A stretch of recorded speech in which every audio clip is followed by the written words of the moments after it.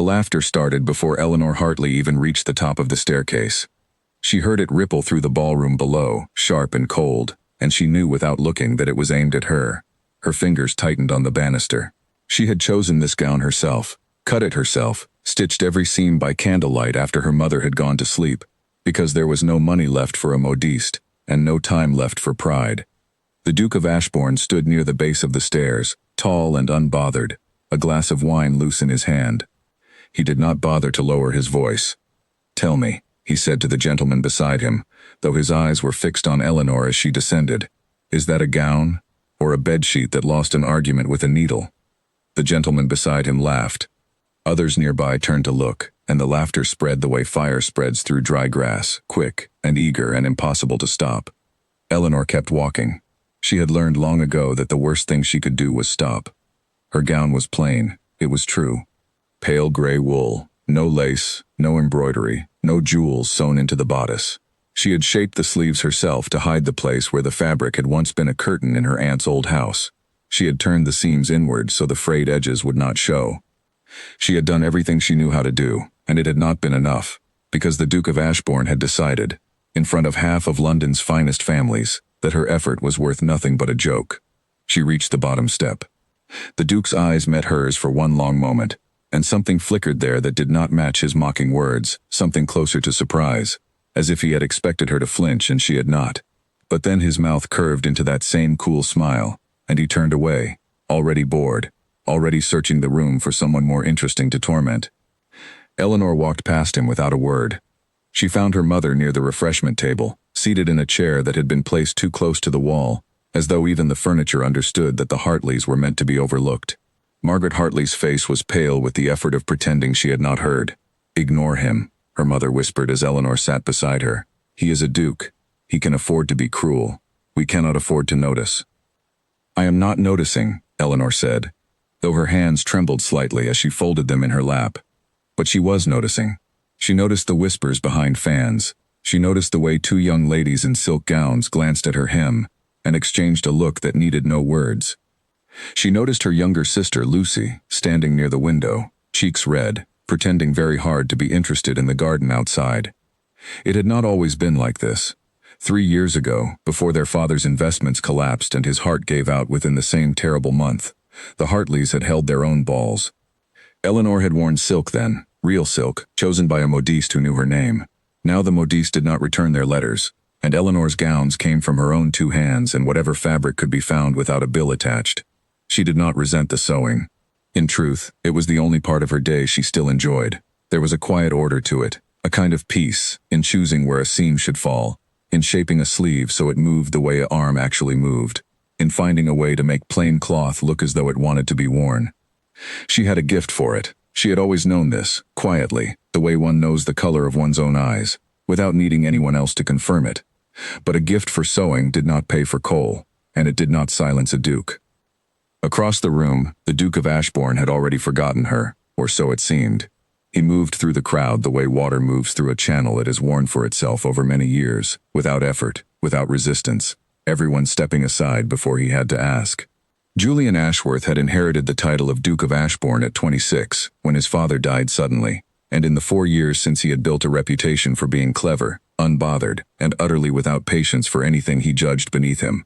He did not know why he had said what he said to Eleanor Hartley. It was not planned. It had simply come out of him, the way words sometimes did when he was tired of a room and tired of the people in it, and she had been standing there, plain among the peacocks, an easy target. He told himself he did not think of it again. He told himself this for nearly an hour, until he found himself glancing toward the refreshment table more than once, watching the young woman in the gray gown sit very still beside her mother, her spine straight, her chin level, refusing to give the room the satisfaction of seeing her break. There was something in that refusal that irritated him more than tears would have. He crossed the room without quite deciding to, and found himself standing near enough to hear Eleanor speaking quietly to her sister, who had come to sit beside her. "It does not matter what they say," Eleanor was telling Lucy. "A dress is only cloth. It cannot make us who we are." "It matters to them," Lucy said, glancing toward the dancing couples with open longing. "It matters that we cannot dance without being stared at." "Then we will not dance tonight," Eleanor said simply. "There is no law that says we must." The Duke, listening without meaning to, felt an unfamiliar discomfort settle into his chest. He had spoken his cruel words as a passing amusement, a small performance for the room, and had not once considered that the woman wearing the gray gown might have a sister who needed her to be strong, or a mother who could not afford to hear the truth spoken aloud. He turned before either of them noticed him standing there, and walked toward the card room, though he had no wish to play cards. He wished, oddly, to be somewhere the laughter he had started could not reach him. Later that night, as the carriages began to line up outside and the guests filtered out into the cold, Eleanor stood near the entrance waiting for her family's hired carriage, the plain gray wool of her gown catching the lamplight in a way that, for one brief moment, looked almost silver. The Duke saw her from across the courtyard. He did not approach. He only watched as she helped her mother into the carriage, then her sister, and finally climbed in herself, closing the door with her own hand because there was no footman to do it for her. He thought, unbidden, that the gown suited her rather well. He did not understand why the thought bothered him so much that he could not sleep that night, turning it over and over, as though it were a coin with a message hidden on the other side, one he could not quite read no matter how many times he looked. For Eleanor, the ride home was silent. Lucy stared out the window, still smarting from the stares she had endured. Margaret held her daughter's hand tightly, saying nothing, because there was nothing that needed to be said that had not already been felt. Eleanor looked down at her own hands, rough at the fingertips from years of needlework, and thought of the Duke's voice, cold and amused, cutting through the ballroom like a blade through silk. She thought of the way the room had laughed, so quick, so eager, as though they had been waiting all evening for someone to give them permission. She did not cry. She had promised herself long ago that she would not give anyone the satisfaction of her tears, least of all a Duke who did not know her name. But that night, after her mother and sister had gone to bed, Eleanor sat at her small writing desk by candlelight and did not write. Instead, she reached for a scrap of paper and began, almost without meaning to sketch. A collar, cut differently than the fashion demanded. A sleeve that fell in a soft, unusual line. She did not know why she drew it, only that her hands needed something to do that was hers alone, something no one could mock and no one could take from her. She did not know, as she bent over the candlelight with pencil in hand, that the sketch taking shape beneath her fingers would one day be worn by the most powerful woman in the kingdom, and that the Duke who had mocked her that very evening would be the one to stand before all of society and speak her name with something close to reverence.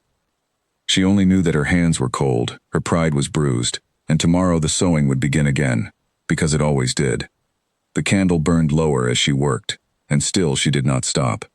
There was a strange comfort in the scratch of pencil against paper, in watching a shape appear that had not existed a moment before.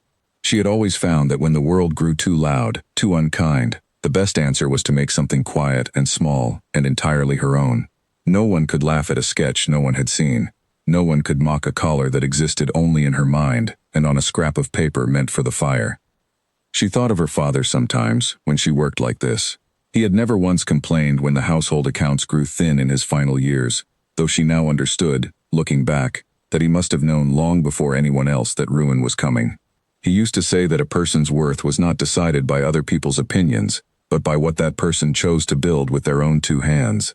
Eleanor had been young when he said it, and had not understood it fully. She understood it now, sitting alone with a candle and a pencil, having just been mocked by a man whose opinion apparently outweighed the whole of London's good sense. She thought, too, of the Duke's face in that one strange moment on the stairs, before his mouth had curved back into its usual coldness. She could not explain what she had seen there. Surprise, perhaps, or something closer to discomfort, as though her refusal to flinch had cost him something he had expected to receive freely. She told herself it did not matter. A Duke's discomfort was not her concern. She had a household to help keep afloat, and a sister who needed her steadiness more than she needed to dwell on cruel words spoken by a stranger in a crowded room. Still, she found herself returning to the sketch, adjusting the line of the sleeve, softening the curve of the collar, until it looked less like an idle scribble and more like something that could actually be sewn, actually be worn. She did not know why she cared so much to get it right.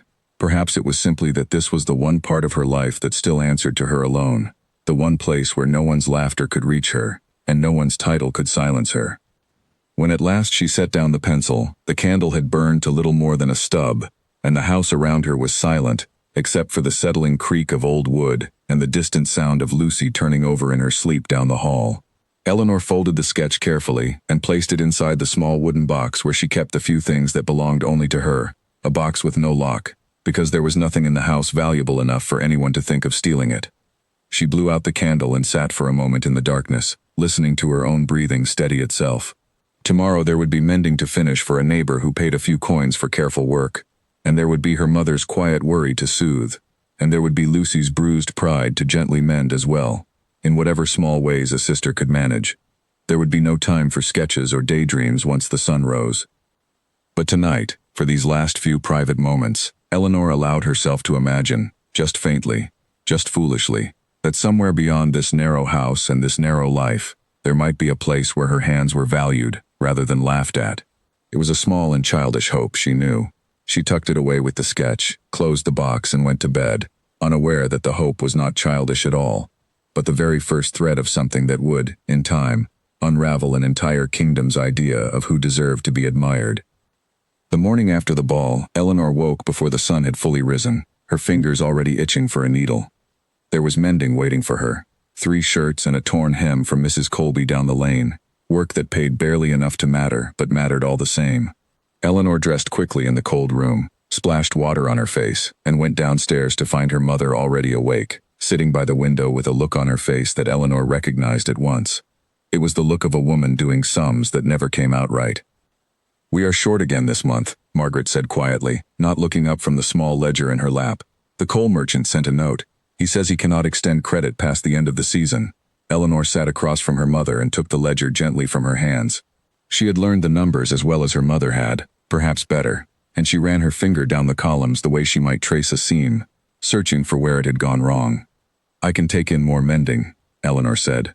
"Mrs. Colby said her sister might have work as well. Mending will not cover coal for a whole winter, Eleanor." They both knew this was true, and neither of them said the other thing that was true, which was that a good marriage would solve everything, and that a good marriage was growing less likely with every ball where the Hartley name was mentioned only in whispers of pity or mockery. Eleanor did not want to think of marriage as a solution to anything. She had watched her mother love her father deeply and honestly, and she wanted that for herself, not a transaction dressed up in silk.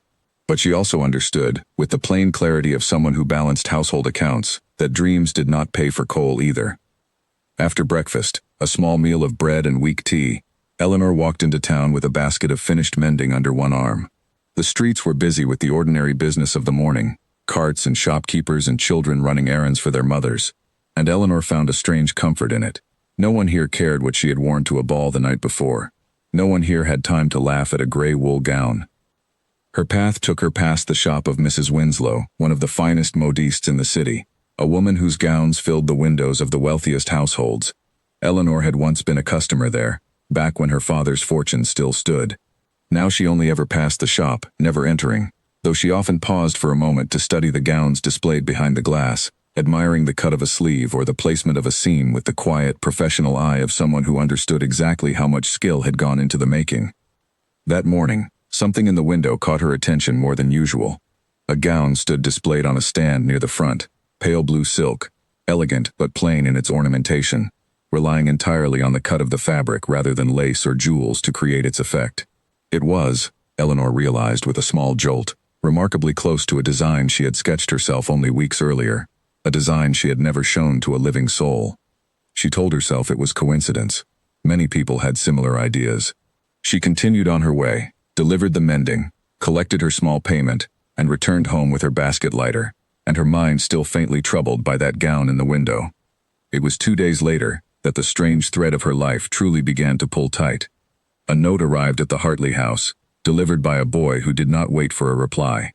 It was addressed to Eleanor directly, written in an unfamiliar hand, and signed only with the initials M.W.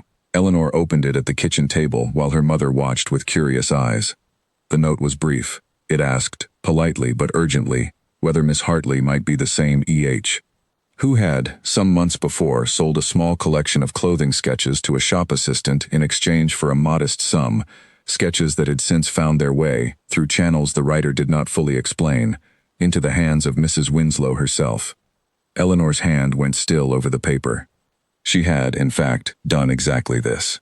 Desperate for funds the previous winter, she had approached a young shop assistant she vaguely knew, a girl named Hattie who worked long hours for little pay, and asked whether any of the finer shops might purchase original sketches from someone without a name in society. Hattie had taken 3 of Eleanor's designs and returned a week later with a handful of coins and instructions never to mention where the sketches had come from.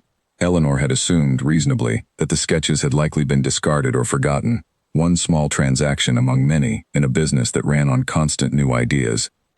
She had not imagined that one of them might end up in the front window of London's finest modiste shop.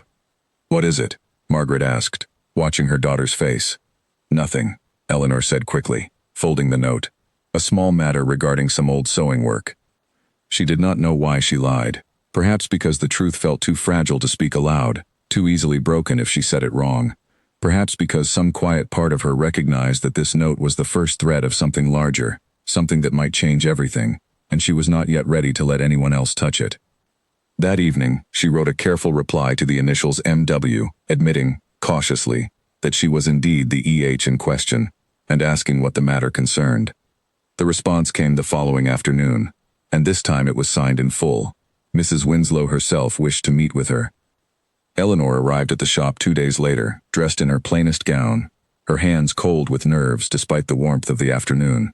Mrs. Winslow received her in a small back room, lined with bolts of fabric in every color Eleanor could imagine, and came straight to the point in the brisk manner of a woman who valued time above pleasantries.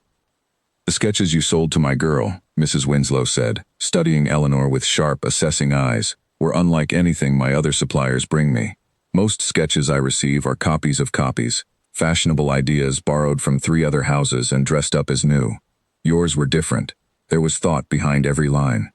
Restraint where restraint was needed, an understanding of how a garment moves on a real body, not merely how it looks pinned to a stand." Eleanor did not know what to say, so she said nothing, waiting. "I would like to purchase more," Mrs. Winslow continued. "Regularly, if you are willing. I cannot pay a fortune, not at first, but I can pay fairly, and I can pay in coin your family clearly needs, unless I am very much mistaken about the state of the Hartley household." The bluntness of it stung, but Eleanor recognized honesty when she heard it, and honesty, she had learned, was worth more than false kindness. "I am willing," Eleanor said. "Good. One condition. Your name does not appear anywhere near this arrangement. I have a reputation built over 20 years, and my customers pay for the name Winslow, not for an unknown gentlewoman with no standing in society, however talented she might be. You understand?" Eleanor understood perfectly. It was not so different from sewing another woman's mending under another woman's name, except that this time, the reward would matter, and the secret would matter even more. "I understand," Eleanor said, "and I agree."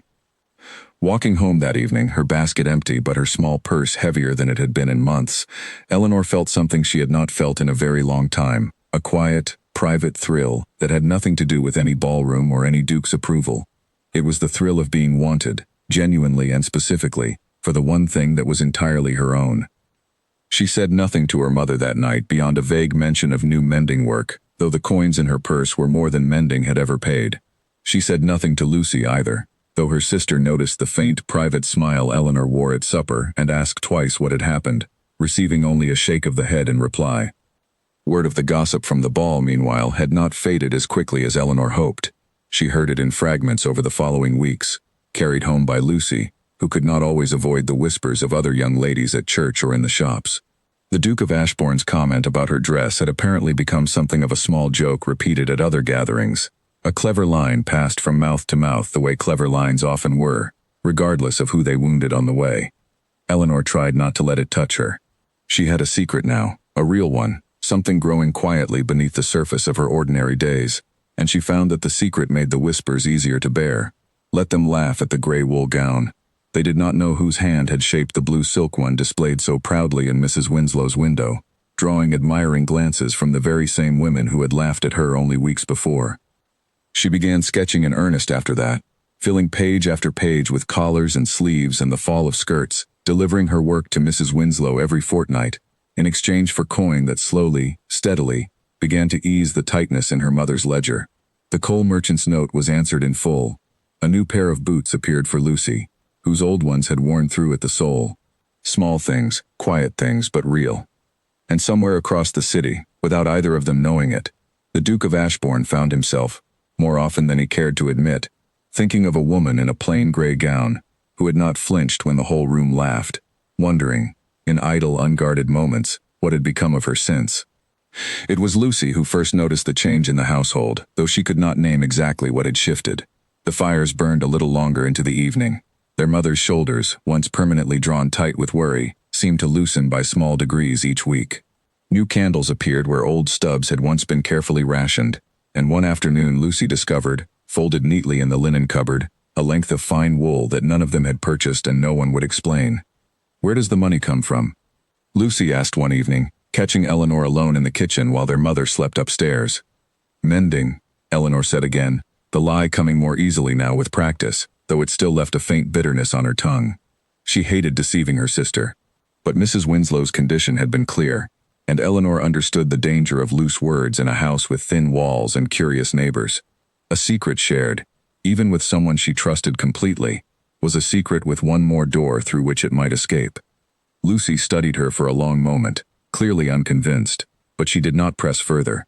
She had grown up quickly in the past 3 years, quickly enough to understand that some questions were kinder left unasked, and that whatever her sister was doing, it was keeping them fed and warm, which mattered more than the satisfaction of knowing how. Eleanor's work with Mrs. Winslow deepened over the following weeks into something like a quiet rhythm. Every other Thursday, she walked to the shop with a folded bundle of sketches tucked beneath her cloak, careful never to be seen entering through the front, always slipping instead through the narrow side door that led to the workroom where the seamstresses cut and pinned late into the evening. Mrs. Winslow examined each sketch with the same sharp, unsentimental eye, selecting perhaps 2 or 3 from every dozen, occasionally suggesting small adjustments that Eleanor found herself grateful for, since they came not from cruelty but from decades of practical experience about what a body could actually wear in comfort. "You have an instinct," Mrs. Winslow told her one evening, holding up a sketch of a bodice cut close through the shoulder but loose through the arm, a design meant to flatter without restricting movement. "Most young ladies who fancy themselves designers draw only what looks pleasing on paper. They forget that a woman must also be able to lift a teacup, or embrace a child, or climb into a carriage without a seam splitting at the shoulder. You do not forget this." "I have had to move in plain dresses my whole life," Eleanor said simply. "I know what it feels like when a seam fights against you." Mrs. Winslow gave a short, approving nod, the closest thing to warmth the older woman ever showed. "That is precisely why your work sells, Miss Hartley, though of course none of my customers will ever know your name attached to it. Understanding is not something that can be taught easily. Either a person has lived it, or they have not." The words stayed with Eleanor long after she left the shop that evening. There was a strange, quiet pride in hearing her hardship named as the very thing that made her work valuable, rather than something to be hidden or apologized for. For years she had thought of her plain gowns and rough hands as marks of shame, evidence of a fortune lost and a family diminished. Now, it seemed, those same marks had shaped an understanding that finer ladies, who had never once mended their own hems, simply did not possess.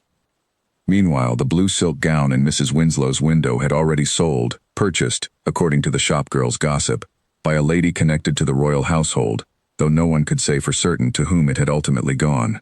Eleanor tried not to dwell on the rumor, telling herself it was surely one gown among many that made their way, eventually, into grand houses she would never enter. Still, some small hopeful part of her held on to the thought longer than she meant to, turning it over at night the way she once turned over her father's old words about worth and hands and building something real. The weeks passed in this fashion, ordinary days threaded through with the secret extraordinary one, until the evening a second note arrived at the Hartley house, this one far more urgent than the first, and carrying Mrs. Winslow's unmistakable brisk hand across the paper. It requested Eleanor's presence at the shop as early as circumstances would allow, and gave no further explanation beyond 4 words that made Eleanor's stomach turn with equal parts fear and disbelief. "The Queen has inquired." Eleanor read the note 3 times before the words settled into something she could believe. "The Queen has inquired." 4 words, and yet they seemed to rearrange the entire shape of her life in the space of a single breath. She sat at the kitchen table with the candle burning low, her mother and sister already asleep, and stared at Mrs. Winslow's brisk handwriting as though staring might reveal some hidden meaning that softened the enormity of it. She did not sleep that night. She told herself it was foolish to lie awake over 4 words that might mean nothing at all, that the Queen inquiring after a gown's origin was hardly the same as the Queen caring who had made it, but her mind would not be quieted. and by the time the first gray light touched her window, she had resolved to go to the shop the moment it was reasonable to do so. Mrs. Winslow received her in the same small back room, though this time the older woman's usual brisk composure seemed, ever so slightly, disturbed. She paced a narrow path between two bolts of fabric before she finally spoke. "The blue silk," she said. "The one from the window. The design with the close shoulder and the soft fall through the skirt. Lady Fairfax purchased it 3 weeks ago for her own wardrobe, and word has reached me that Her Majesty admired it greatly at a private gathering, and has asked Lady Fairfax directly who created such a gown." Eleanor's heart beat so loudly she was certain Mrs. Winslow must hear it. "And what did Lady Fairfax say?" She said, quite honestly, that the gown came from my shop, which is true enough as far as it goes. But Her Majesty was not satisfied with that answer alone. She wishes to know the name of the mind behind the design, not merely the name above the door. Mrs. Winslow stopped her pacing and fixed Eleanor with a long, considering look. This has never happened before, not in 20 years of business. Usually a compliment passes and is forgotten within the week. This has not been forgotten. Eleanor sat very still, her hands folded tightly in her lap to keep them from trembling. "What will you tell her?" "That is precisely the question I have been turning over since the message reached me." Mrs. Winslow resumed her pacing, slower now, more thoughtful. "I built my reputation on my own name, Miss Hartley.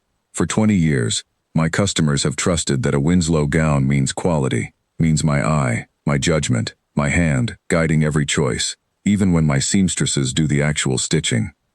If it becomes known that my finest recent designs have come from an unknown gentlewoman working in secret for a handful of coins, I do not know what that admission does to everything I have built." "You are worried it will ruin you," Eleanor said quietly. "I am worried it might. Or it might do the opposite. Society is unpredictable in matters of taste. A story like yours, told the right way, could capture imaginations rather than destroy confidence. A woman of good family fallen on hardship, discovered through pure talent alone, elevated by the Queen's own admiration. It has the shape of the kind of tale people love to repeat at dinner tables." Mrs. Winslow paused, studying Eleanor again. "But it could also go the other way entirely. Society can be generous with a story it finds charming, and utterly merciless with one it decides to mock instead. You know this better than most, I think, given what I have heard of a certain evening at a certain ball." The mention of the ball sent an unwelcome chill through Eleanor, the memory of the Duke's cold voice rising unbidden in her mind. She pushed it away. "What would you have me do?" Eleanor asked. Mrs. Winslow was quiet for a long moment, weighing something Eleanor could not see. "I have decided," she said finally, "that honesty, carefully presented, is our safest course. I intend to inform Lady Fairfax that the design came from a young gentlewoman of good family, currently working with my shop in a private capacity. I will not yet give your name, not until I better understand what Her Majesty intends by this inquiry. It may be simple curiosity. It may be more. We will proceed carefully, one step at a time." Eleanor left the shop that afternoon with her mind spinning, caught between fear and a fragile, unfamiliar hope. She said nothing to her mother or sister, unable to find words that would explain the situation without also explaining the secret she had kept for months. Instead, she returned to her sketching with a new intensity, filling pages late into the night, as though the act of creating might somehow steady the ground shifting beneath her feet. Nearly 2 weeks passed with no further word, weeks in which Eleanor alternated between hoping the matter had quietly faded and dreading that it might not have. She continued her ordinary life, delivering mending, managing the household accounts alongside her mother, sitting with Lucy in the evenings as her sister practiced her needlework with far less patience than Eleanor herself possessed. It was during these 2 weeks that Eleanor's path crossed, unexpectedly, with the Duke of Ashbourne once more. She had gone to the market on an ordinary Tuesday morning, her basket over one arm, when she rounded a corner and found herself nearly walking straight into him. He was dressed plainly for a man of his rank, a dark coat without excessive ornament, and he seemed, for a brief moment, as startled to see her as she was to see him. "Miss Hartley," he said, recovering his composure quickly, though something uncertain lingered in his voice. "Your Grace," Eleanor inclined her head with careful politeness, no more and no less than propriety required, and made to step around him. "A moment, if you would permit it." His voice stopped her, and against her better judgment, she turned back. He seemed unusually to be searching for words, a state she suspected did not come naturally to a man accustomed to speaking exactly as he pleased and having the world rearrange itself around his opinions. "I have thought, on occasion, of my words at the Ashworth ball. They were unkind. I do not offer that as an excuse, only as an observation I have made since. Eleanor studied him carefully, unsure whether to trust this sudden softness. An observation is not the same as an apology, Your Grace. Something flickered across his face, surprise perhaps, or grudging respect. No, he agreed slowly. I suppose it is not. He hesitated, then added, more quietly, I am sorry, Miss Hartley. What I said was cruel and unearned, and I have regretted it more than I expected to. Eleanor had imagined, in the weeks since the ball, 100 versions of what she might say if the Duke of Ashbourne ever offered her an apology. In none of those imagined versions had she felt the strange, unsettling warmth that rose in her chest now, hearing the words spoken plainly and without excuse. Thank you, she said simply, because it was, after all, the only honest response. I accept your apology. They stood for a moment in an awkward silence neither seemed eager to break, the ordinary bustle of the market continuing around them, unaware that anything of significance had just occurred between the plain gentlewoman and the cold Duke. Your gown, he said suddenly, glancing at the simple brown dress she wore for market errands, is well made. I do not say that lightly. I have sisters who complain endlessly of poor tailoring, and I have learned, whether I wish to or not, to notice such things. He paused, then added, almost reluctantly, as though the words cost him something. I was wrong that evening. Not merely unkind, wrong. The gown you wore to the ball was well made also. I did not look closely enough to see it. Eleanor felt heat rise in her cheeks, unsure whether it came from embarrassment or something closer to pleasure at being seen, finally, by someone whose opinion she had told herself did not matter and yet apparently still did, at least a little. I make my own clothes, Your Grace, she said, the admission slipping out before she had fully decided to share it. There has been no money for a modiste these 3 years. I do the best I can with what fabric I have. She watched his expression shift, something working behind his eyes that she could not quite read. That is a considerable skill, he said finally. More considerable, I think, than most of society would credit. Most of society laughed at it rather loudly, if you recall. A faint, rueful smile touched his mouth. I recall. I contributed rather significantly to the laughing, as I believe we have already established. Despite herself, Eleanor felt the corner of her own mouth lift slightly. There was something disarming in his willingness to name his own fault so plainly, without the practiced smoothness of a man merely performing contrition for an audience. They were entirely alone in this conversation. No ballroom, no audience, nothing to be gained from pretending. I should return home, Eleanor said eventually, aware that she had lingered longer than propriety strictly allowed. My mother will wonder at my absence. Of course. The Duke stepped back to let her pass, then added, before she had gone more than a few steps, Miss Hartley. She turned back. I hope our paths cross again, he said, under kinder circumstances than the last. Eleanor did not know how to answer that, so she only nodded once and continued on her way, her heart beating in a manner she did not entirely trust, unsettled by how much she found herself hoping the very same thing.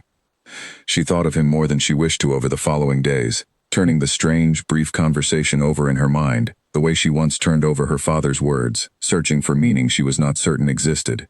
She told herself it changed nothing.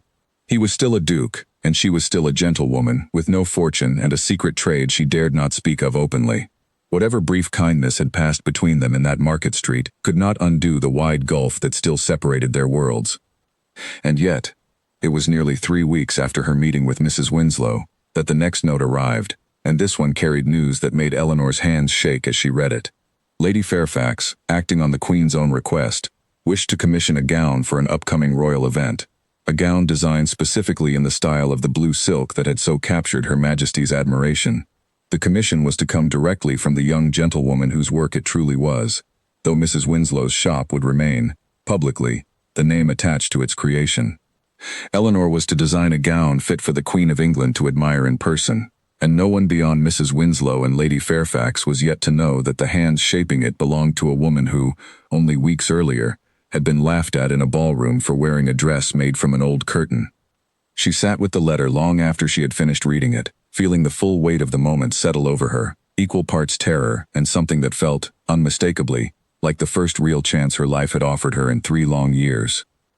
She went to Mrs. Winslow's shop the very next morning, the letter tucked safely inside her cloak as though it might fall out and be lost, or worse, be seen by someone in the street who had no business knowing its contents. Mrs. Winslow met her in the back room with an energy Eleanor had not seen in her before, brisk and businesslike as always, but with a new edge of urgency beneath it. "We have perhaps 6 weeks," Mrs. Winslow said without preamble, spreading a length of pale silver silk across the work table between them. "The event is a formal gathering at the palace, attended by the finest families in the kingdom, and Her Majesty herself will be present the entire evening. Every eye in that room will be drawn to whatever she wears, and if the gossip that reaches me is accurate, she intends to wear whatever we create." Eleanor's fingers hovered over the silk, feeling its weight and drape beneath her hand, already imagining how it might fall across a shoulder, how it might catch candlelight as its wearer moved through a crowded room. 6 weeks is not long for something of this importance. "No," Mrs. Winslow agreed, "it is not. Which is precisely why I need your full attention, Miss Hartley, more than I have ever required from any supplier before you. This is not a sketch sold quietly through a side door. This is the gown the Queen of England will wear before the eyes of every family that matters in this kingdom, and if it succeeds it will change the course of my business, and very likely yours as well, in ways neither of us can fully predict." The weight of that truth settled over Eleanor slowly as the days passed. She began sketching that very evening, filling page after page with variations on a single theme, discarding most, refining others, searching for the design that would honor both the Queen's evident taste and the singular vision that had first caught Lady Fairfax's eye in that pale blue gown. She wanted something that spoke of quiet strength rather than loud ornament, a garment that trusted the elegance of its own lines rather than relying on jewels or lace to announce its worth. She thought, as she worked, of her own gray gown, mocked so thoroughly only weeks before, and found herself wondering whether there was some thread connecting that plain, unloved dress to the grand silk creation now taking shape beneath her pencil. Perhaps, she thought, both gowns carried the same quiet philosophy, the belief that true elegance did not require excess to be recognized as beautiful. It was a strange comfort, thinking of it that way, as though the humiliation of that evening had somehow planted the very seed that now threatened to bloom into something extraordinary. Her mother and sister noticed the change in her during those weeks, the late candles burning longer than usual, the ink-stained fingers she tried and failed to hide at the breakfast table. Lucy asked more than once what occupied her sister so completely, and each time Eleanor deflected with a vague answer about mending work that required careful measurements. She hated the deception more with each passing day, especially as she watched her mother's worried glances grow more frequent, clearly suspecting that something larger than simple needlework had taken hold of her eldest daughter's attention. "You are keeping something from us," Margaret said one evening, catching Eleanor alone in the kitchen as she had done once before with Lucy. "I am your mother, Eleanor. I have watched you your whole life. I know when you are carrying a secret, and I know when that secret is a heavy one." Eleanor set down her pencil and looked at her mother for a long moment, torn between the promise she had made to Mrs. Winslow and the ache of watching her mother worry over something she could not understand. "I cannot tell you everything yet," Eleanor said finally, choosing her words with care. "But I promise you, Mother, it is not a danger to us. If anything, it may be the very opposite. I ask only that you trust me a little longer." Margaret studied her daughter's face, searching for whatever reassurance she needed, and at last she nodded slowly. "You have always had good judgment, Eleanor, even when you were a small girl choosing which threads matched which fabric better than the seamstress your father hired. I will trust you, but I will worry regardless. That is a mother's right." "I would expect nothing less," Eleanor said, and for the first time in weeks, allowed herself a genuine smile. The design that finally emerged, after nearly 2 weeks of discarded sketches and long nights by candlelight, was simpler than Eleanor had first imagined it might need to be for so grand an occasion. A gown of pale silver silk, cut close through the bodice without unnecessary boning or restriction, the skirt falling in soft, unbroken lines rather than the heavily structured shapes currently fashionable among the wealthiest households. A single band of delicate embroidery traced the neckline, subtle rather than showy, drawing the eye upward rather than overwhelming the fabric's natural elegance. It was, Eleanor believed, exactly the kind of garment that trusted its wearer to carry it, rather than the other way around. She brought the final sketch to Mrs. Winslow with more nervousness than she had felt delivering any design before it. The older woman studied it in silence for what felt like an unbearably long time, turning the paper this way and that beneath the workroom's lamplight. "It is bold," Mrs. Winslow said finally, in its restraint. "Most designers, given a chance to dress the Queen, would drown the gown in ornament, terrified of appearing insufficient for the occasion. You have done the opposite. You trust the cut itself to speak." She set the sketch down and looked at Eleanor with something that, on a less guarded woman, might have been called admiration. "I believe it is exactly right, Miss Hartley. We begin cutting the fabric tomorrow."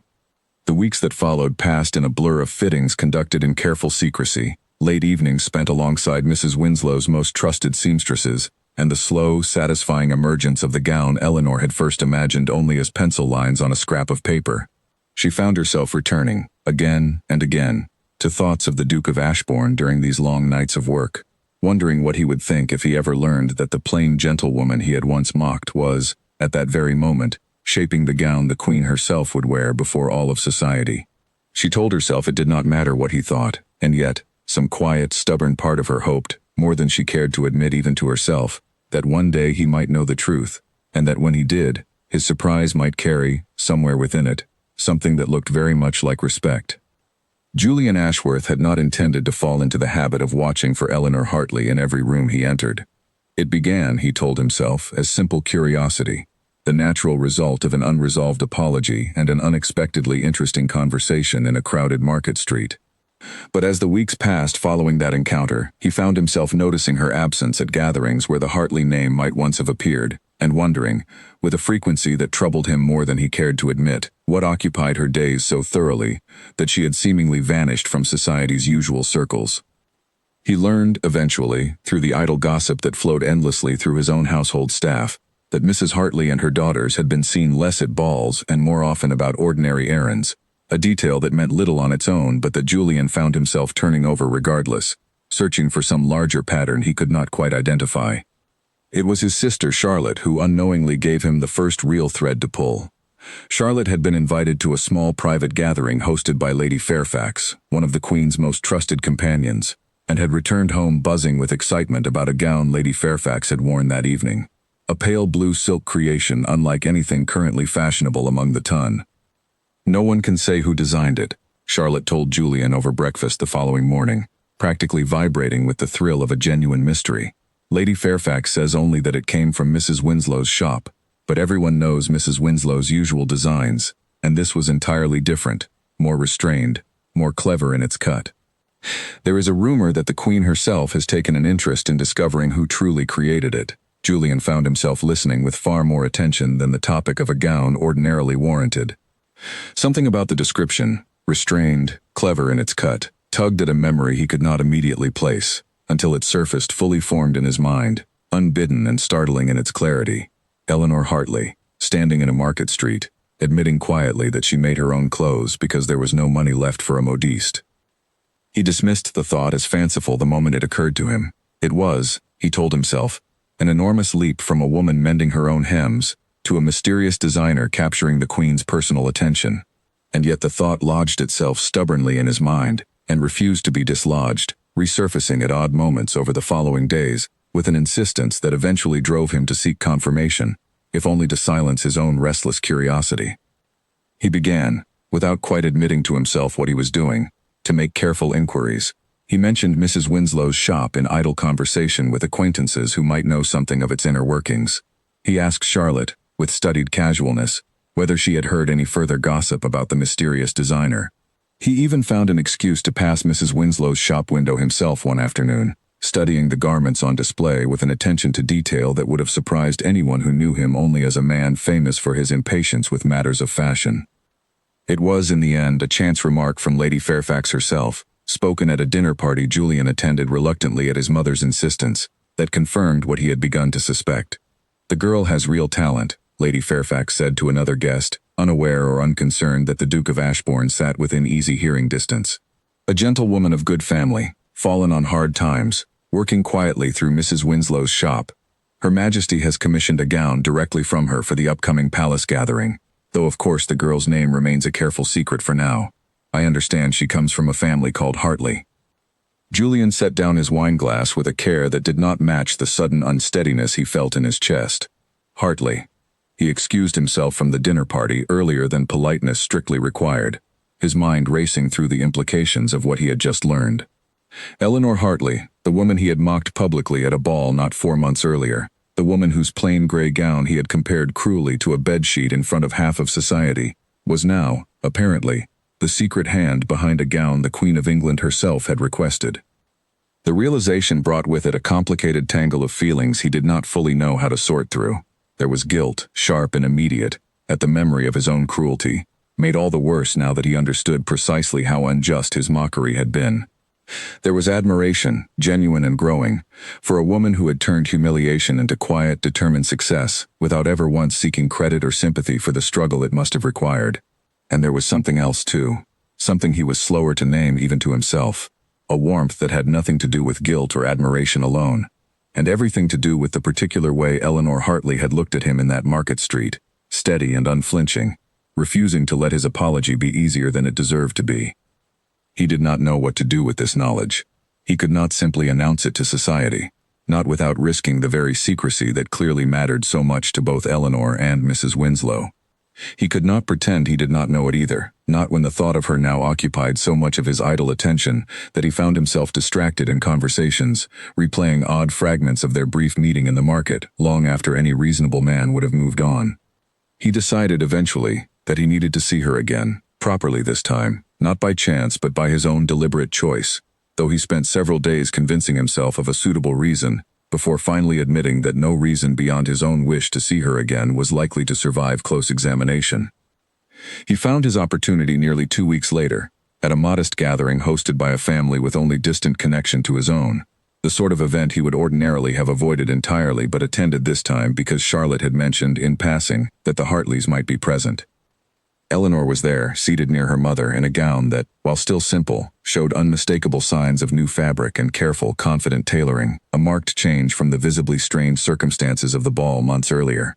Julian felt an unexpected rush of relief at the sight of her, quickly followed by an awareness of how closely he was watching her, and how carefully he needed to school his expression before anyone else noticed. He approached during a lull in the evening's dancing, finding her momentarily apart from her mother and sister. "Miss Hartley," he said, and watched her expression shift into careful, polite neutrality, the same guarded look she had likely worn through countless conversations with people whose good opinion could not be trusted. "Your Grace." "I wonder," he said, choosing his words with unusual care, "whether you might walk with me a moment, away from the crowd. There is a matter I wish to discuss, and I find I would rather not discuss it where others might overhear." Eleanor's eyes narrowed slightly, a flicker of wariness crossing her face, but after a moment's hesitation she nodded, and they moved together toward the quieter edge of the room, near a set of tall windows overlooking a modest garden. "I have learned something," Julian said once they had found sufficient privacy, "that I believe concerns you directly. I do not know precisely how to say it without sounding as though I have been prying into matters that are not my concern, so I will simply say it plainly. I know of the gown, Miss Hartley, the blue silk that caught Lady Fairfax's attention, and I know, or believe I know, whose hand shaped it." Eleanor went very still, her composure cracking for just a moment before she recovered it, though not quickly enough to hide the flash of alarm in her eyes. "I do not know what you mean, Your Grace." "And I think you do," he said gently, careful to keep his voice low enough that no one nearby could overhear. "I mean you no harm by knowing it, Miss Hartley. I give you my word on that. I only wished you to know that I understand something of the truth, and that I have no intention of speaking of it to anyone, not without your permission." Eleanor studied his face for a long, searching moment, as though trying to determine whether his word could truly be trusted, given the memory of how carelessly he had once used his voice against her. "Why would you keep such a secret?" she asked finally. "What reason could a duke have for protecting a gentlewoman's business dealings?" Julian considered the question carefully before answering, aware that his response mattered more than he wished it to. "Because I owe you a debt I have not yet fully repaid," he said. "An apology in a market street does not undo an insult spoken before half of society. And because," he added, more quietly, "I find that I have thought of you rather more than I expected to, since that evening, and I would very much dislike being the reason any harm came to something you have clearly built with great skill and greater courage." Eleanor's cheeks colored slightly at his words, and for a moment neither of them spoke, the ordinary sounds of the gathering continuing around them, unaware of the quiet significance passing between the window and the garden beyond it. "Thank you," Eleanor said finally, her voice softer than before, "for keeping the secret, and for saying so plainly." "I mean every word of it," Julian said, and found, to his own faint surprise, that he did. They stood together a moment longer, the silence between them no longer uncomfortable, but strangely companionable, as though something unspoken had shifted in the space of a few sentences. Eleanor glanced toward the window, watching the last light fade over the modest garden beyond, and Julian found himself watching her rather than the view, cataloging small details he had no business noticing, the way she held herself with quiet certainty despite the enormity of the secret she carried, the careful, unhurried way she chose her words, as though each one had been considered and weighed before being spoken aloud. "May I ask," he said eventually, "how it began? The designing, I mean. Not the recent commission, but the very start of it." Eleanor considered the question, and Julian sensed her deciding, in real time, how much of herself to share with a man she had every reason to still distrust. "I have always sewn," she said finally, "since I was small. My mother taught me, and I found I had a particular understanding for it that she did not entirely share, though she never once made me feel unwelcome for surpassing her skill. When my father's fortune collapsed, sewing became necessity rather than pastime, but somewhere in that necessity, I found I still loved it, even mending torn hems for coins that barely covered coal. And the sketches? Those came later. A kind of comfort, at first, something to do with my hands and my mind when the world grew too unkind to bear thinking about directly. I never expected anyone beyond myself to see them, let alone value them enough to pay for them." She paused, a faint, rueful smile touching her mouth. "Certainly I never expected a duke to learn of them through gossip at a dinner party." Julian returned the smile, grateful for the lightness in her tone after the tension of moments before. "Lady Fairfax is not always careful about who overhears her conversations. I suspect half of London will know the truth within a fortnight regardless of anyone's efforts at discretion." "That thought does not comfort me as much as you perhaps intended to," Eleanor said, though there was no real alarm in her voice, only a kind of resigned acknowledgement of circumstances she could not fully control. "Perhaps it should," Julian said, more seriously now. "If the truth does emerge, Miss Hartley, I do not believe it will emerge as scandal. I believe it will emerge as precisely the kind of story society loves best, a woman of talent and quiet endurance, discovered and elevated by the Queen's own admiration. I have seen enough of society's appetites to know which stories capture its imagination and which it discards. Yours, I think, is the former. You seem very certain." "I am certain of very little these days," Julian admitted, and something in his voice made Eleanor look at him more closely, searching his face for whatever lay beneath the admission. "But I am certain that whatever happens, when the truth comes out, I intend to be the first to say plainly that I was wrong about you, and that your talent deserves every bit of admiration it is about to receive." Eleanor did not answer immediately, and Julian wondered, with a flicker of anxiety unfamiliar to a man rarely troubled by uncertainty, whether he had said too much, revealed too plainly the growing warmth he could no longer entirely deny feeling toward her. But when she finally spoke, her voice was soft, and something in it suggested she was not entirely displeased by his words. "That would mean a great deal to me, Your Grace. More than you likely realize." Before either of them could say more, Charlotte's voice carried across the room, calling for Julian to join a group forming for the next dance, and the moment dissolved into the ordinary business of the gathering once more. Eleanor returned to her mother's side, and Julian found himself pulled into conversation with acquaintances who noticed nothing unusual in his manner, unaware that something quiet and significant had just taken root beneath the surface of an otherwise unremarkable evening. Driving home later that night, Julian found himself unable to stop thinking of her, turning over every word of their conversation with the same careful attention he had once given only to matters of estate and title.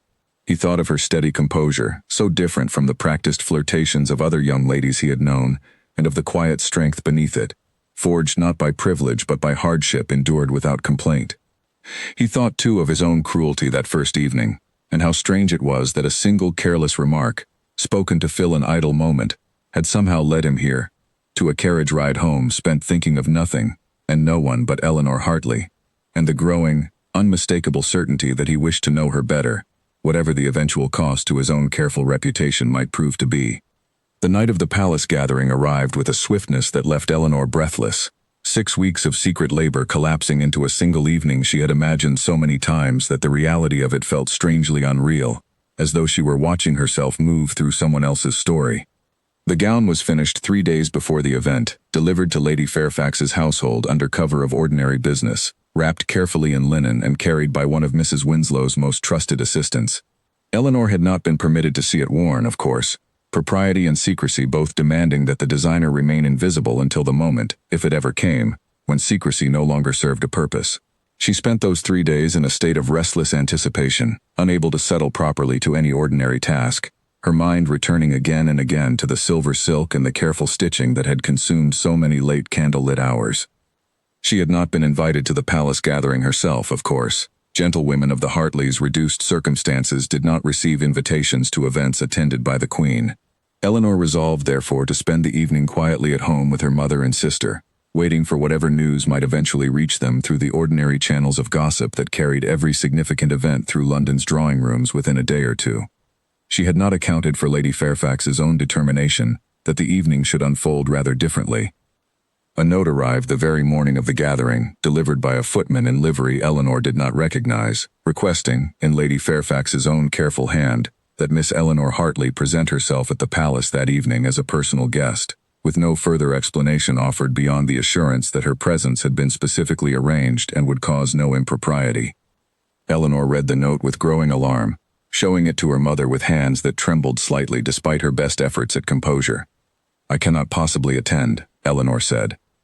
"I have nothing suitable to wear, no proper invitation beyond this strange note, and no understanding of why Lady Fairfax would want me there at all." "I think," Margaret said slowly, studying her daughter's face with new understanding dawning in her own eyes, "that you have not been entirely honest with me these past months, Eleanor. And I think, whatever this secret has been, it has led you somewhere rather remarkable, if the Queen's own companion is sending personal invitations to our door." Eleanor could no longer maintain the deception, not with the evening bearing down so quickly, and the stakes suddenly so impossibly high. She told her mother everything then, the sketches sold through Hattie, the arrangement with Mrs. Winslow, the blue silk gown that had caught the Queen's attention, and finally the silver silk creation that Her Majesty would wear that very evening, designed and shaped entirely by Eleanor's own hand. Margaret listened in silence, her expression moving through surprise, then disbelief, then something that looked very much like fierce, overwhelming pride. "My clever girl," she said finally, reaching for Eleanor's hands and holding them tightly. "All these months, working in secret, carrying this alone. Why did you not tell me sooner?" "I did not want to burden you with hope that might come to nothing," Eleanor admitted, and Mrs. Winslow insisted on secrecy, for her own reputation as much as mine. "Well," Margaret straightened, a new determination settling over her features.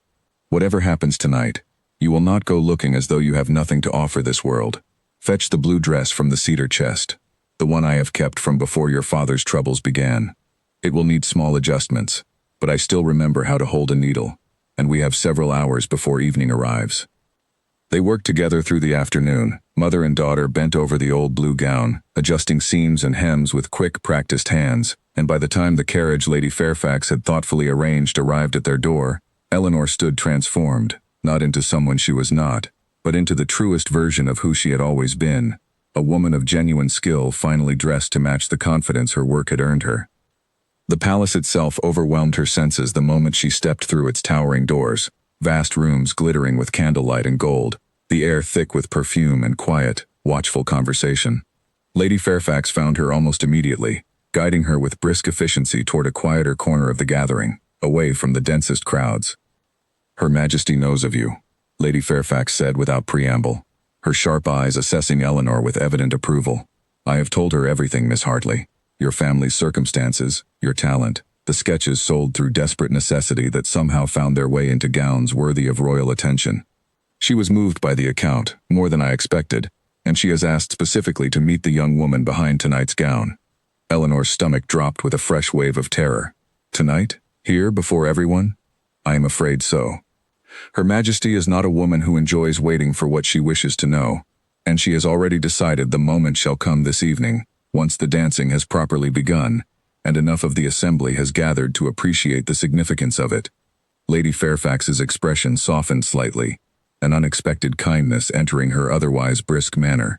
"I know this is a great deal to ask of you, Miss Hartley, especially with so little warning, but I believe, truly, that you have nothing to fear, and a great deal to gain from tonight, if you can find the courage to stand forward when the moment arrives." Eleanor spent the following hour in a haze of nervous anticipation, moving through the edges of the gathering with Lady Fairfax's steady presence beside her, watching from a careful distance as the Queen moved through the room in the silver silk gown Eleanor had shaped from nothing more than pencil lines and careful measurements weeks before. Seeing it worn, finally, by the very woman it had been designed for, brought a rush of emotion Eleanor had not fully prepared herself for.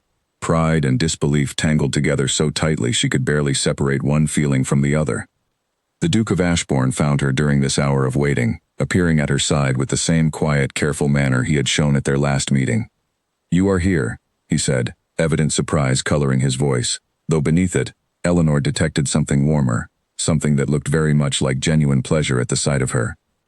"Lady Fairfax insisted," Eleanor said, her voice unsteady despite her best efforts. "She tells me the Queen wishes to meet me tonight, before the whole assembly." Julian's expression sharpened with immediate concern. "Tonight? Are you prepared for that?" "I do not know that anyone could ever feel prepared for such a thing," Eleanor admitted. "But it seems I have little choice in the matter now." "You have more courage than most of the people in this room combined," Julian said quietly, "myself included. On certain evenings I would rather not be reminded of." A faint, rueful smile touched his mouth, and Eleanor understood the reference immediately. The ball months ago, the mockery, the courage it had taken her simply to walk down that staircase without flinching. "Whatever happens tonight, Miss Hartley, know that I intend to stand exactly where I am standing now, close enough that anyone watching will understand precisely where my loyalty lies."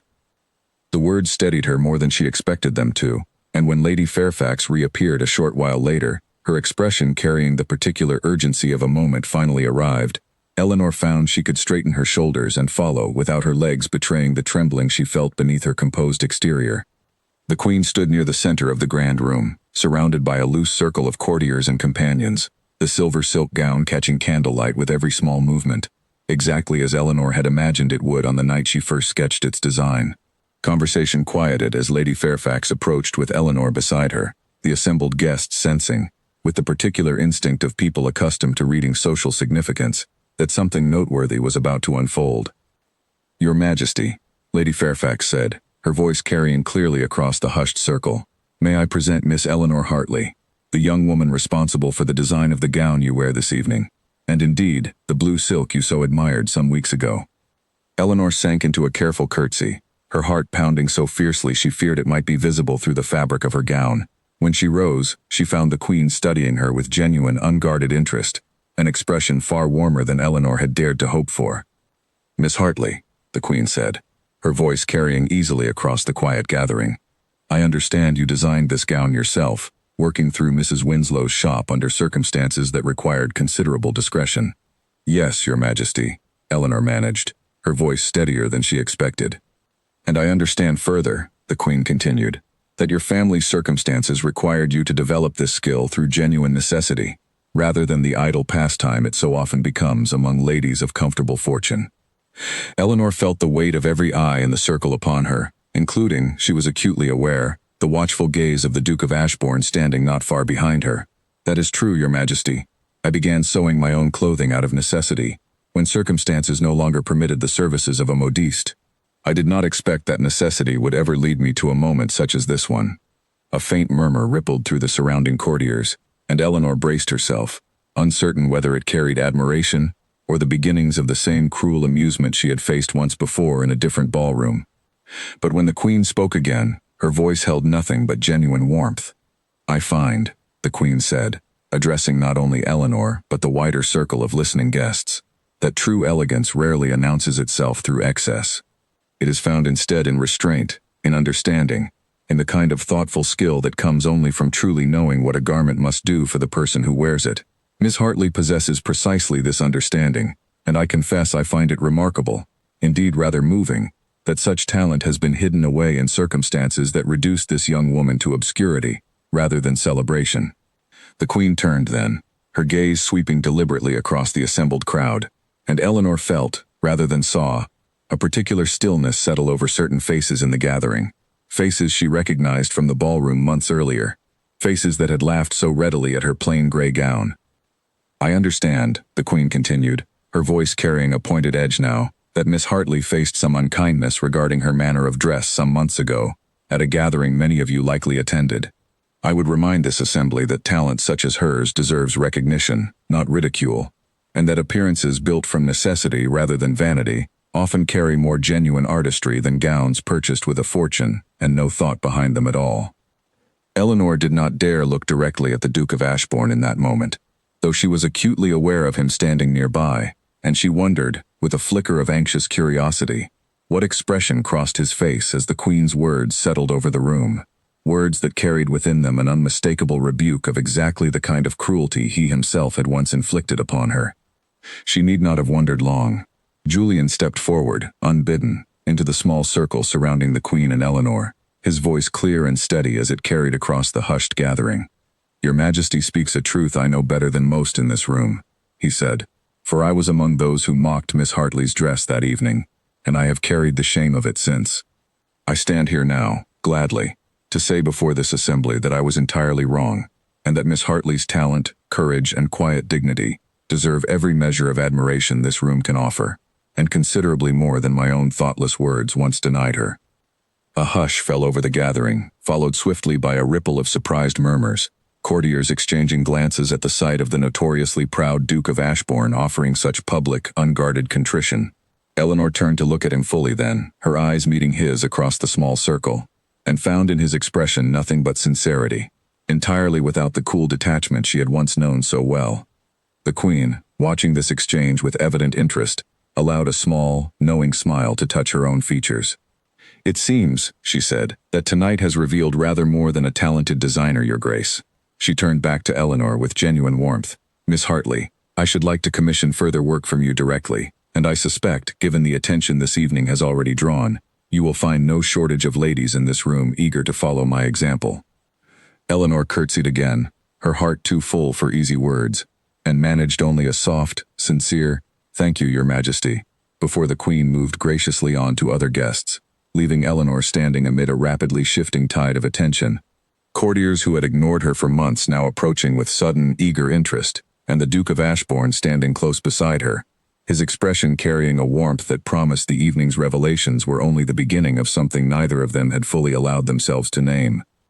The remainder of the evening passed in a strange, dreamlike blur for Eleanor, one introduction folding into another, as ladies who had once looked past her now leaned close to ask, with genuine curiosity, how she had learned to cut a bodice so cleverly, or whether she might consider a commission for their own upcoming events.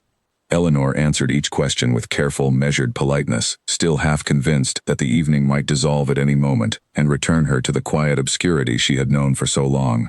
Lady Fairfax reappeared at intervals throughout the evening, clearly pleased with how thoroughly her gamble had succeeded, offering Eleanor quiet encouragement between each new introduction. "You see," she murmured at one point, drawing Eleanor briefly aside from the crush of well-wishers, "I told you society could be generous when it chose to be. Tonight, it has chosen rather decisively." Eleanor's mother and sister, waiting anxiously at home, would not learn the full details of the evening until Eleanor returned near midnight, breathless and still faintly disbelieving, to recount every moment across the kitchen table by candlelight. Lucy listened with wide, delighted eyes, and Margaret wept openly, unable to contain the pride and relief that had been building quietly within her for months without her fully understanding its source. But amid all the evening's remarkable turns, it was the moments spent near the Duke of Ashbourne that lingered most persistently in Eleanor's thoughts as she finally lay down to sleep, exhausted but far too full of feeling to rest easily. He had remained near her through much of the evening, not overbearing, never presuming, but steady, in a way that felt entirely different from the careless cruelty she had first known him by. He had introduced her, more than once, to acquaintances of his own, always careful to credit her talent plainly and without exaggeration, as though determined that his earlier words should be answered, fact by fact, with a truer accounting of who she actually was. Near the evening's end, as the gathering began to thin and carriages assembled outside the palace gates, Julian had found her once more, drawing her gently aside from the departing crowd. "I meant what I said tonight," he told her quietly, his usual composure softened into something far more sincere. "Every word of it, spoken before the whole room, was true, and I would say it again tomorrow, and every day after, if you wished me to." "I believe you," Eleanor said, and found, to her own quiet surprise, that she truly did. "I wonder," Julian continued, "whether you might permit me to call on you properly, Miss Hartley. Not as the Duke who once wronged you, seeking only to ease his own guilty conscience, but as a man who has come, over these past weeks, to admire you rather more than he expected to, and who would very much like the chance to know you better, under circumstances neither of us need hide." Eleanor felt warmth rise in her chest, equal parts disbelief and quiet, unguarded hope.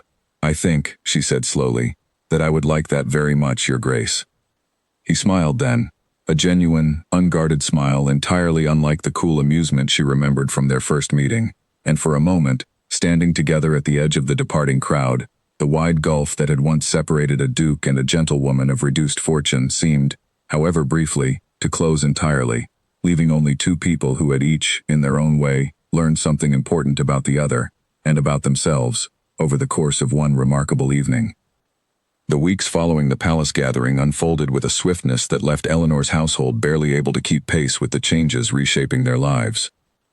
Word of the Queen's public praise spread through London with the particular speed reserved for stories society found irresistible, and within days, Mrs. Winslow's shop found itself besieged by ladies eager to commission gowns designed by the very woman Her Majesty herself had singled out for admiration. Mrs. Winslow, ever practical, moved quickly to formalize an arrangement that finally gave Eleanor proper credit alongside fair compensation, no longer content, once the secret had been so thoroughly and publicly revealed, to keep her most talented designer hidden behind her own shop's name alone.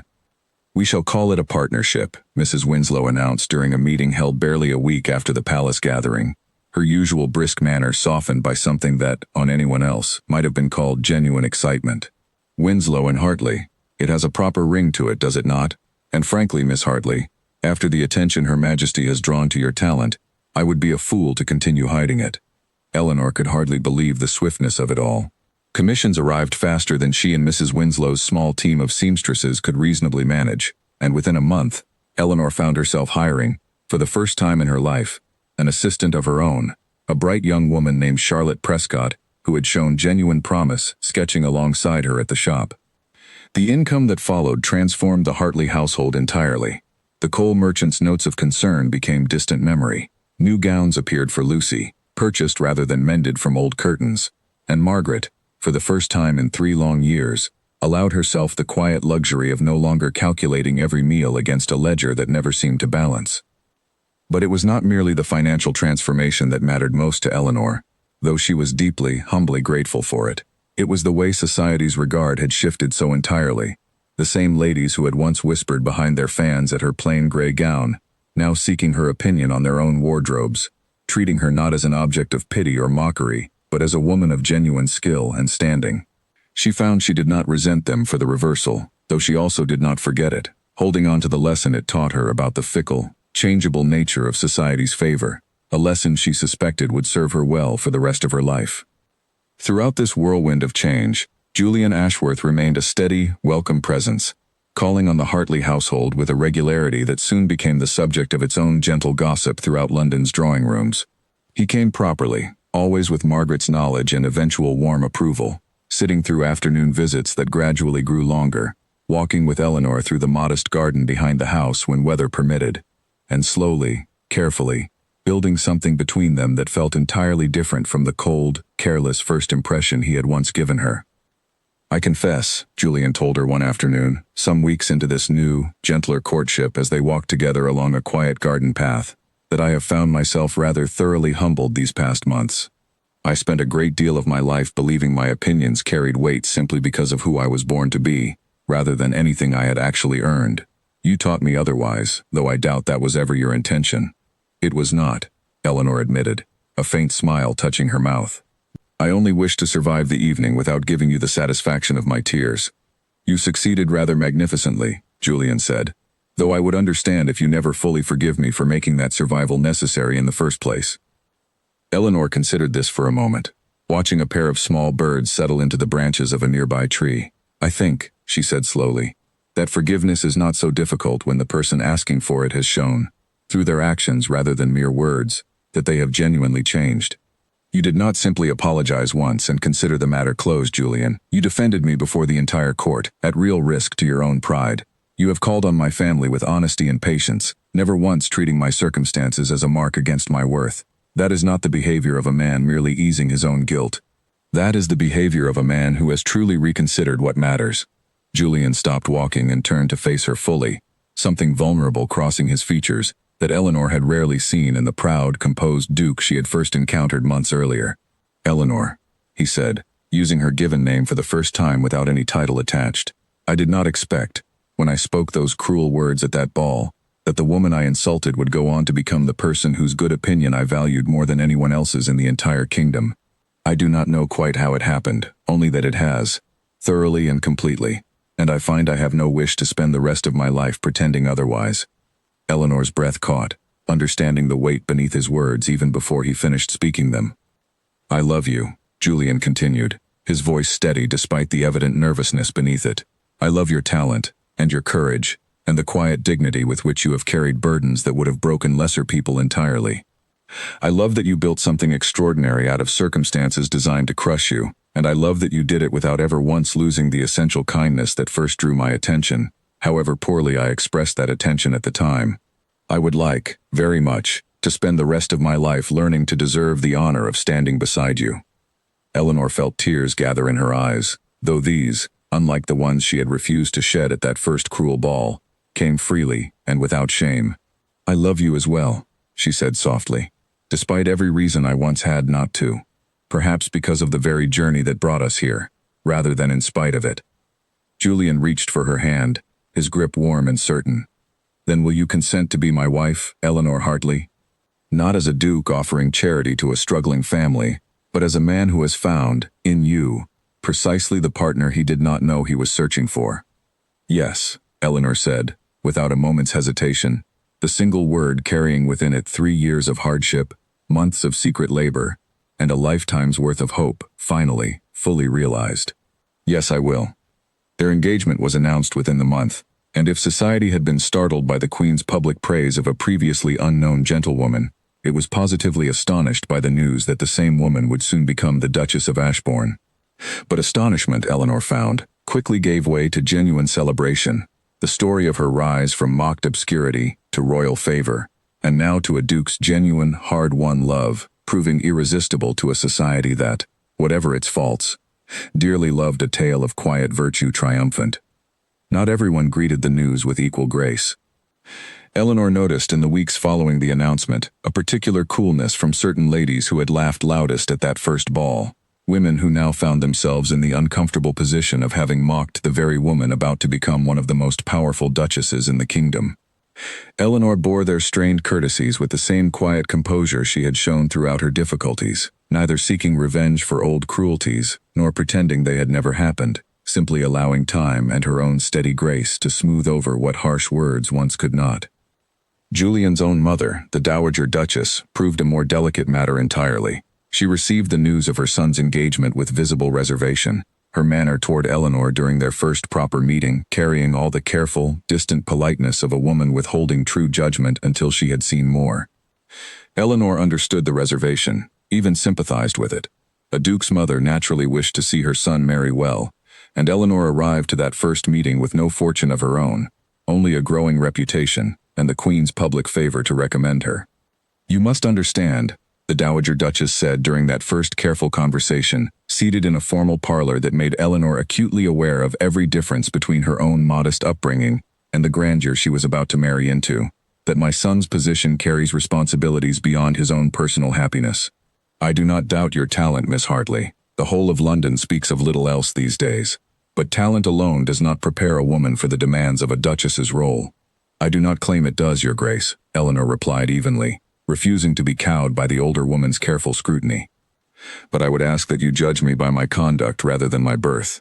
I have managed a household through genuine hardship, stretched insufficient funds to keep a family fed and warm, built a business from nothing but skill and determination, and navigated the particular cruelty of society's judgment without losing myself in the process. I believe those experiences have prepared me for a great many responsibilities, even if they did not come wrapped in the fortune you might have preferred for your son." The Dowager Duchess studied her for a long, silent moment, and something in her expression shifted, reluctant respect creeping in around the edges of her earlier reservation. "You do not lack for confidence, Miss Hartley. I have had to learn it, Your Grace, the same way I learned everything else, through necessity rather than choice." By the time the wedding arrived, the Dowager Duchess had come to genuinely welcome Eleanor into the family. Her earlier reservations dissolved through months of careful observation that revealed exactly the qualities Eleanor had promised that first difficult afternoon. It was, Eleanor often reflected in later years, one more example of the pattern that had shaped her entire remarkable journey, doubt and dismissal gradually giving way to respect, earned patiently through consistent action rather than demanded through mere words alone. The wedding itself took place on a bright spring morning, attended by more of London's finest families than the modest Hartley household could ever have imagined hosting only a year before.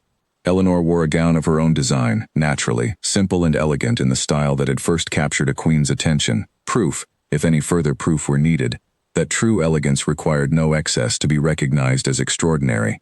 Margaret wept through the entire ceremony, her joy too large to contain behind any pretense of composure, and Lucy stood as her sister's attendant, glowing with a happiness that came as much from her sister's triumph as from her own restored place in society. Mrs. Winslow attended as well, seated with unusual prominence near the front of the small gathering, watching with quiet satisfaction as the young woman she had once met in a cramped back workroom stepped forward to claim a life far grander than either of them could have imagined on that first cautious meeting. In the years that followed, Eleanor never abandoned her craft, despite her new position affording her every excuse to set it aside entirely.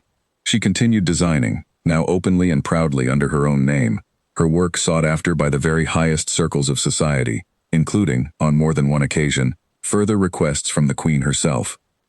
She used her newfound influence, too, to help other women in circumstances like her own former ones, quietly funding apprenticeships for talented seamstresses who lacked the fortune to develop their skills through any formal training, ensuring that no other woman's gift need remain hidden simply for lack of opportunity.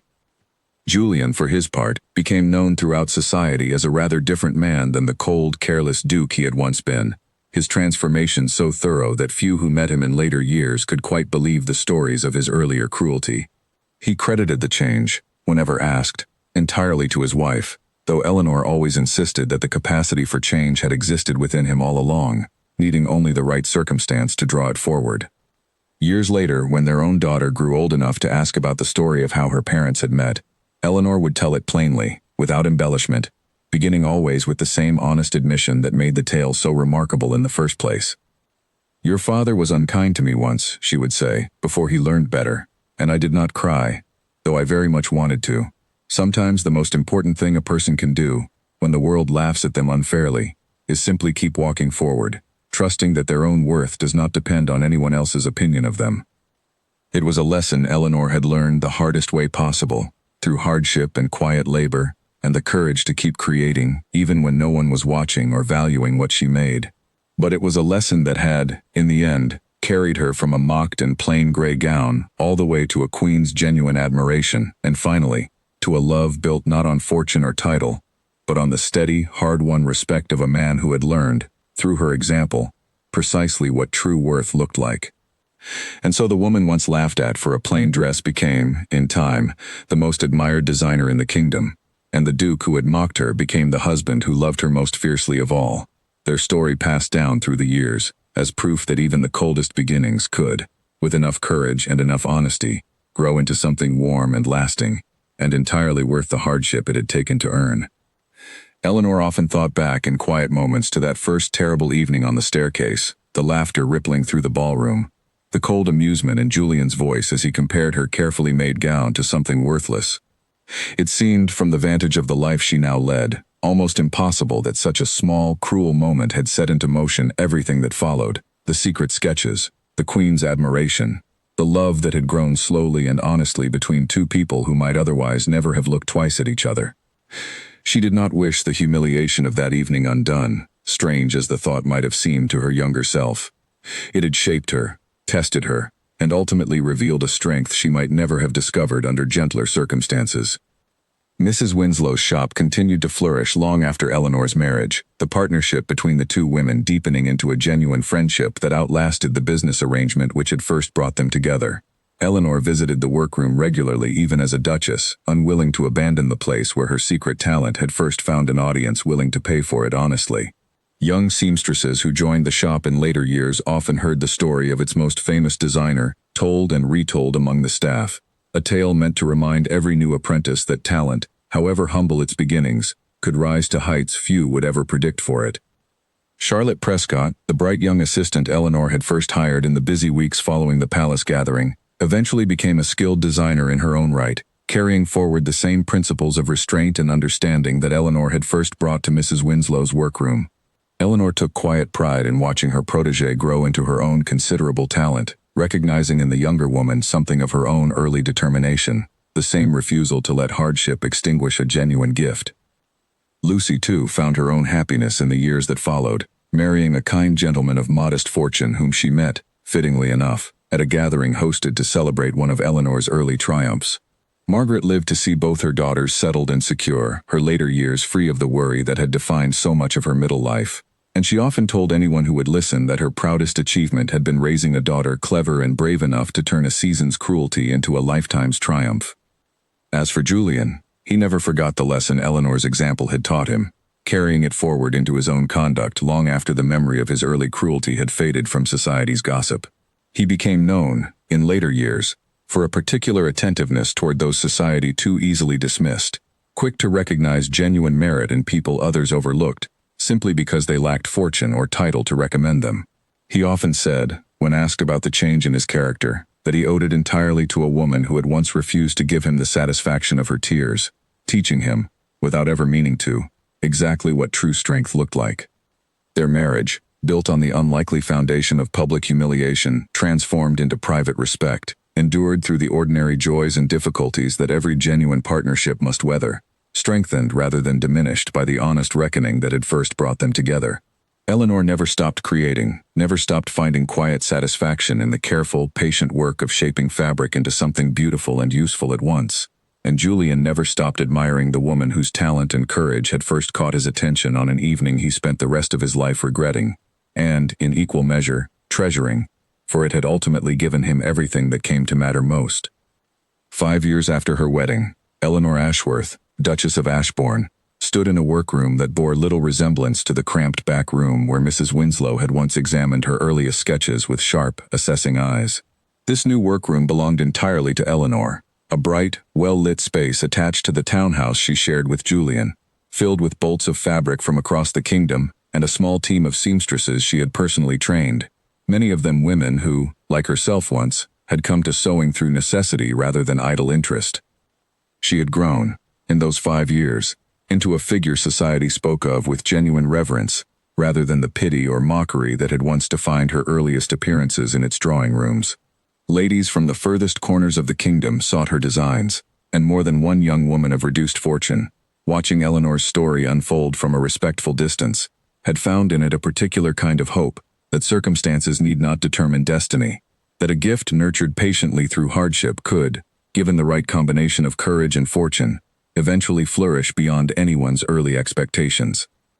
On this particular afternoon, Eleanor was interrupted in her work by the arrival of a young woman she did not immediately recognize, though something in the visitor's careful, hesitant manner reminded Eleanor sharply of her own younger self, standing nervously outside Mrs. Winslow's shop years before, uncertain whether her talent might ever be recognized as anything beyond a useful skill for keeping a family clothed. "Your Grace," the young woman said, curtsying with visible nervousness, "my name is Margaret Whitfield. I apologize for arriving without proper introduction, but I did not know how else to reach you, and I have heard so much of your own beginnings that I hoped, perhaps foolishly, that you might understand my circumstances better than most." Eleanor set aside the sketch she had been reviewing and gestured for the young woman to sit, recognizing immediately the particular mixture of hope and desperation that had once driven her own late nights at a small writing desk, sketching by candlelight. "Tell me your circumstances, Miss Whitfield. I promise you, whatever they are, I have very likely lived through something similar myself." The young woman's story unfolded much as Eleanor suspected it might, a family fallen on hardship, a talent for needlework developed through necessity rather than choice, a hope that somewhere beyond her immediate circumstances there might exist a path toward genuine opportunity. Eleanor listened with careful attention, recognizing in the telling not merely a stranger's difficulty but an echo of her own long journey, one that had begun with humiliation and ended, against every reasonable expectation, in a life she could scarcely have imagined for herself during those difficult early years. "I cannot promise you the exact path my own life has taken," Eleanor said once the young woman had finished speaking. "Fortune played its part in my story, as much as skill or determination ever did, and I would be dishonest to pretend otherwise. But I can offer you a place here, in this workroom, to develop your talent properly, under fair wages and honest instruction. What you build from that opportunity will depend on you, but the opportunity itself, at least, I can provide." Margaret Whitfield's eyes filled with grateful tears, and Eleanor found herself remembering, with sudden vivid clarity, Mrs. Winslow's own brisk kindness on that first afternoon in her workroom. The older woman offering not charity but genuine partnership, the kind of respect that asked for excellence in return rather than gratitude alone. Eleanor understood now, in a way she could not have fully appreciated as a young woman desperate for coin, how significant that early respect had been, how it had shaped her own sense of worth as much as any royal praise that followed it. Julian found her later that evening, still in the workroom long after Margaret Whitfield had departed with instructions to return the following week, reviewing sketches by lamplight with the same quiet focus Eleanor had always brought to her craft, even now, with a duchess's title attached to her name. "Another young talent discovered?" he asked, settling into the chair across from her work table with the easy familiarity of 5 years' comfortable marriage. "Another young woman who reminded me rather too much of myself," Eleanor said, setting down her pencil. "It is strange, Julian, how quickly one forgets the particular fear of not knowing whether anyone will ever value what you can do. I look at her, and I remember exactly how it felt, sitting at my own small desk, certain that no one beyond my own household would ever care for anything I sketched. And yet here you are," Julian said gently, "employing seamstresses of your own, sought after by half the fashionable women in the kingdom, still finding time to notice a frightened young woman who reminds you of yourself. I do not think you have forgotten at all. I think you remember it perfectly, and choose, each time, to do something about it." Eleanor smiled at this, reaching across the work table to take his hand. "You have grown rather generous with your praise over the years, Your Grace. I remember a time when your comments about a woman's appearance were considerably less kind." Julian winced good-naturedly at the familiar reminder, a story they had both, over the years, come to tell rather more lightly than its original sting might once have suggested possible. "I have paid for that particular evening's foolishness many times over, I think, in the retelling alone. Our own daughter delights in hearing it, strangely enough, though I suspect she enjoys imagining her father thoroughly humbled, rather more than she cares about the finer details of your triumph." Their daughter, now 3 years old, slept soundly upstairs under the watchful care of a nurse Eleanor trusted completely. A bright, curious child who had already, to her parents' quiet amusement, shown a particular fascination with fabric scraps and colorful threads whenever she wandered into her mother's workroom uninvited. Eleanor often wondered, watching her daughter's small hands reach for a spool of ribbon with the same instinctive interest Eleanor herself had once shown at that age, whether some quiet inheritance of skill and curiosity might pass down through their family in ways neither she nor Julian could fully predict. "I have been thinking," Eleanor said, turning the conversation toward a matter that had occupied her thoughts for some weeks now, "of formalizing what I have begun with young women like Miss Whitfield. Not merely offering occasional positions when a talented seamstress happens to find her way to my door, but establishing something more deliberate, a proper school perhaps, where young women without fortune might learn design and needlework under structured instruction, with the promise of fair employment waiting for those who show genuine skill." Julian considered this with the careful attention he had learned, over their years together, to give any idea Eleanor proposed, having come to trust her judgment in matters both practical and creative, more thoroughly than he trusted almost anyone else's. "It would require considerable investment," he said slowly, "and no small amount of your own time, already stretched thin between your commissions and our household. I am aware of the difficulty," Eleanor said. "But I think of Mrs. Winslow, who took a chance on an unknown gentlewoman's sketches because she recognized genuine skill beneath unfamiliar circumstances. I think of the Queen, who chose to speak plainly before an entire court rather than let cruelty pass unremarked.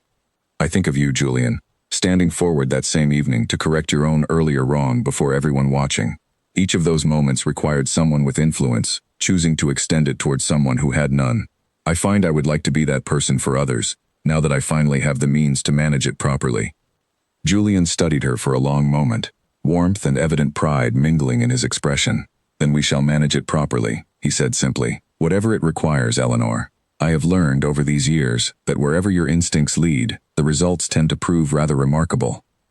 The school Eleanor established in the following year, funded jointly through her own growing income and Julian's considerable resources, became known within a decade as one of the finest training grounds for young seamstresses and designers in the kingdom, its graduates finding steady, respected employment in households and shops across London and beyond.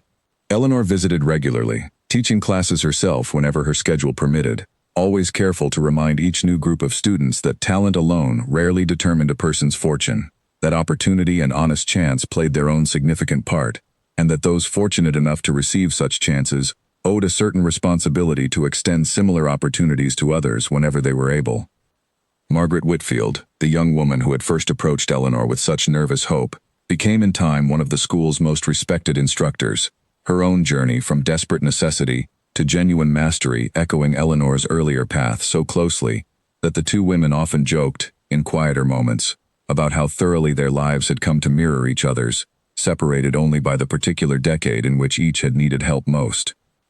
Eleanor Ashworth's story, in the years that followed, became something of a legend among London's working seamstresses and struggling gentlewomen alike, told and retold as proof that hardship, however bitter, did not have to be the final word on a person's fortune, and that sometimes the very qualities that made a person a target for cruelty, quiet dignity, patient skill, an unwillingness to abandon one's own worth despite the world's harsh judgment, were precisely the qualities that would, given enough time and enough courage, ultimately carry them toward a life far greater than their earliest circumstances ever suggested was possible. On quiet evenings, long after the school's students had gone home and the workroom's lamps had been extinguished for the night, Eleanor sometimes found herself standing at the window of her own townhouse, looking out over the same city streets she had once walked with a basket of mending under one arm, counting coins carefully enough to know exactly how far they might stretch. She did not resent that younger version of herself, the tired, careful young woman who had sewn by candlelight and swallowed her pride at every turn simply to keep her family fed. She felt, instead, a quiet, abiding gratitude toward her, understanding now that every difficult choice made in those hard years had built, brick by patient brick, the foundation of the life she now lived. She thought often, too, of the particular strangeness of fortune, how a single cruel remark on a staircase, spoken carelessly by a man who never expected to think of it again, had somehow set into motion a chain of events that led, eventually, to a marriage built on genuine respect, a career built on genuine talent, and a purpose built on genuine generosity toward others facing the same hardships she once had. She did not believe every difficulty carried within it the seeds of such fortunate transformation. She had seen enough of the world by then to know that many people endured hardship without ever finding their own version of a queen's admiring gaze or a duke's redeemed heart. But she believed, firmly and without reservation, that the quiet dignity she had chosen on that first terrible evening, the simple refusal to let cruelty define her own sense of worth, had mattered regardless of whether fortune ever arrived to reward it. That belief, more than any gown she ever designed or any commission she ever completed, remained the truest legacy of her remarkable journey, passed down to her daughter, taught patiently to every student who passed through her school's doors, and carried quietly within herself through every year that followed, a steady reminder that worth, once claimed firmly enough within one's own heart, could never truly be taken away by anyone else's laughter, however loud or however cruel it might, on any given evening, happen to sound.